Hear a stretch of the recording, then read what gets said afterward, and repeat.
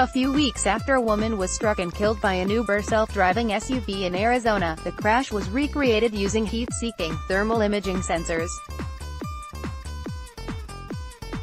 With that night vision technology, used by the military and luxury cars for decades, the pedestrian is clearly identified more than 5 seconds before impact, which would have given the car time to stop or swerve.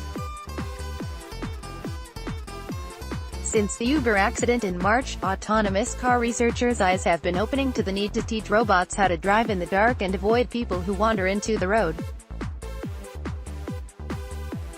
After all, pedestrian deaths are up 46% since 2009, and 3/4 of them happen at night, according to federal data. One fairly obvious solution has been in some cars for almost 20 years, night vision that can detect the heat of a human body. If you have a sensor that could recognize something living, that information would be extremely useful to a computer, said Jake Fisher, director of auto testing at Consumer Reports. But I have not heard much about using thermal imaging to detect objects and know which ones to avoid. The technology's obscurity may not last long. Companies such as Seek Thermal, which recreated the Uber crash, and headlight makers such as Osram have been pushing thermal and infrared sensors as the missing link in autonomous driving.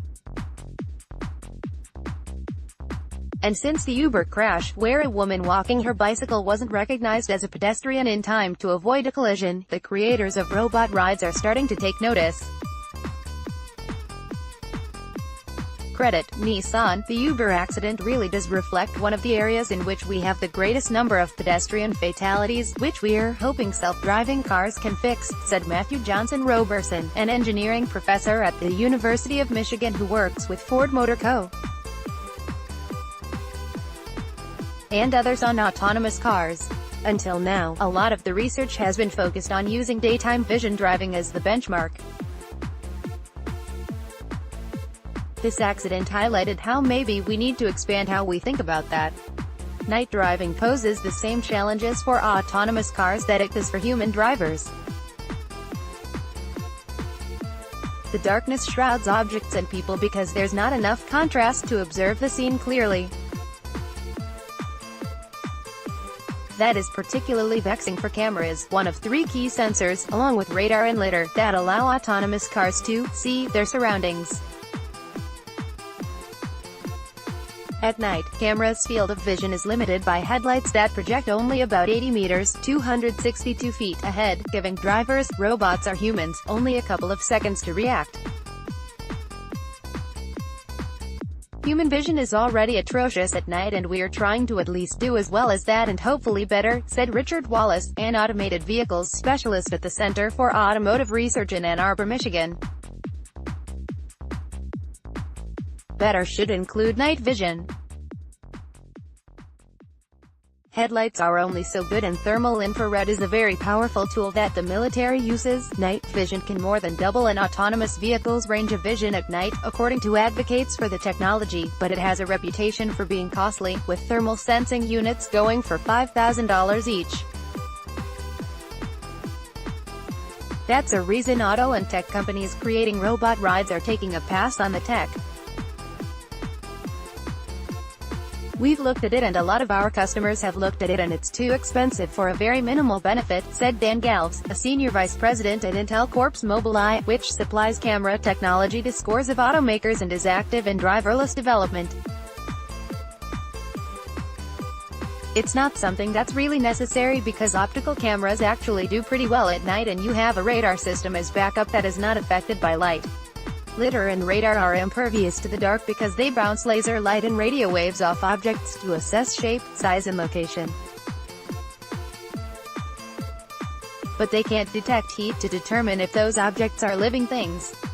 That's why pedestrian detection could remain a challenge for self-driving cars.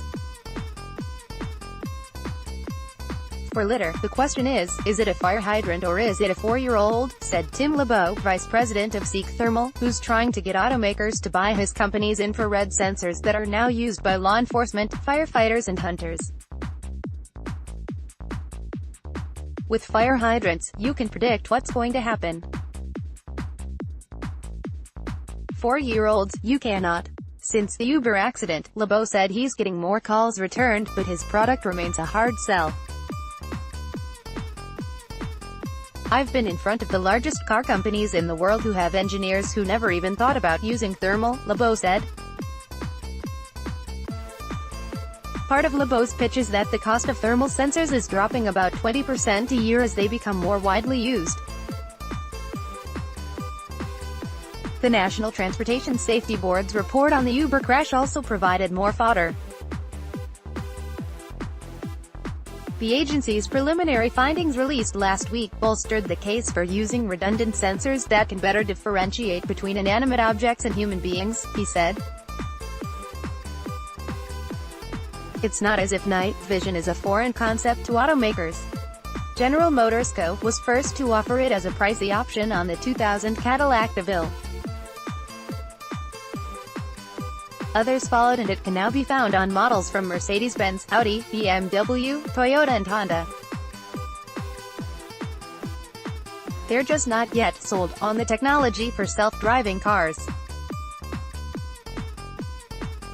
Night vision cameras, like all pieces of hardware in automated driving, have their benefits as well as their drawbacks, said Ellen Carey, a spokeswoman for Volkswagen AG's Audi. This specific technology will need to overcome challenges of cost, field of view and increased durability to meet the stringent criteria for automation-grade sensors. Advocates of the technology are hoping automakers can see night vision as more than a tech toy for moneyed motorists to recognize stags bounding onto a gloomy roadway.